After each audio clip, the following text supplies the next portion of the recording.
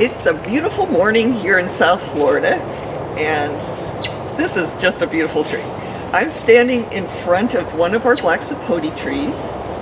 This one I actually planted, I think about 15 years ago. It's a seedling tree, and it's had tons of fruit for many years.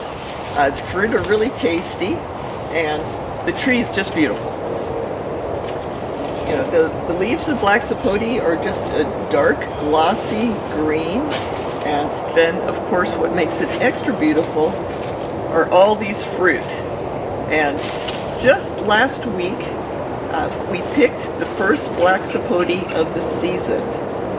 Now, we expect the black sapote season to go on probably until sometime in February. There are fruits of many different sizes on the tree right now. This is one of the larger ones, and then we have, some small ones too. In some cases, these small ones will get big and then mature, and in other cases, they will just mature at that size. The taste of a small black sapote versus a large black sapote is pretty much the same. So black sapote is a fruit that you really don't want to let ripen on the tree. You want to pick it mature but green. And what happens with the fruit if you let it ripen on the tree, and sometimes we miss it. It's a bushy tree, a very dense canopy, so sometimes we don't see a fruit that is ready to pick, and it becomes like a big mushy pancake on the ground. It seems like it's a magnet for shoes because you end up walking over it, then you have to wash off your shoes. So anyway, and the worst part of it is that was a wasted fruit.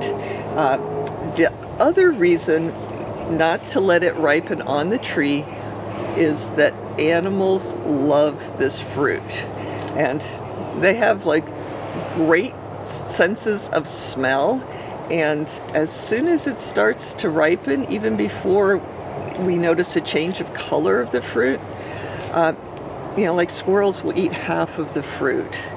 So in order to get the best quality fruit, it's very important to pick it green and let it ripen in the house on the countertop.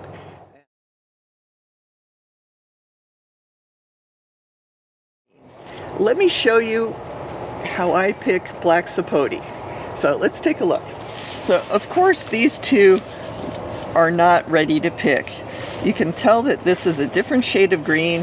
It doesn't look like it's really plumped out as much. So that is definitely a no. And let's go to this particular branch. And this one looks like it's less mature than this one. And so the final test for me is to look at this cap on the fruit. And right here, you can see that this is lifted off of the fruit. It's a good indication. And if you're having like a trouble seeing that on camera, I brought a piece of paper. You can actually slide the piece of paper underneath that cap. So this one is ready to pick, but not that one. And so also when you pick black sapote, it's safest if you can actually clip it off of the tree. Sometimes you will rip off more than you want. It can pull that whole cap off sometimes. But oops. So here you might be able to see it better. That cap is just lifted off, and there's definitely daylight in between. This, black sapote is a very vigorous tree, so one thing that I do when I have time and I'm out here with my clippers to clip the fruit off the tree, here's a part of the branch that has no fruit at all, so I'll just trim that back right now. It makes it easier to see the fruit, and plus it's a constant battle to keep this tree the size that I want. So these branches will have plenty of time to recover before it's time for this tree to flower again.